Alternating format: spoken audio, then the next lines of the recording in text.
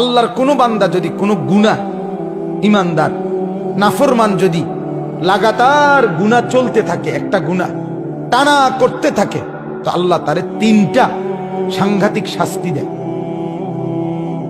কথা বুঝছেননি আমার? মানে এক তো হলো আমার গুনাহ হয়ে গেছে, আমি ছেড়ে দিছি, আবার সাথে সাথে ভুল হয়ে গেছে।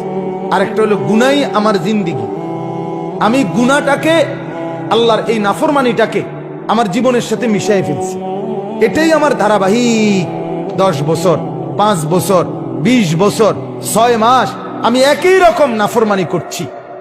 এরকম যদি করো হয়, আল্লাহ যখন অসন্তুষ্ট হয়, ভাই ছেলেরা তোমরাও শোনো, আল্লাহ তখন তাকে 3টা সাংঘাতিক শাস্তি দেয়। কি কি? 1 নাম্বার, আদাল্লাহুল্লাহ, আল্লাহ তখন নিজে নারাজ হয়ে আল্লাহই তাকে পথ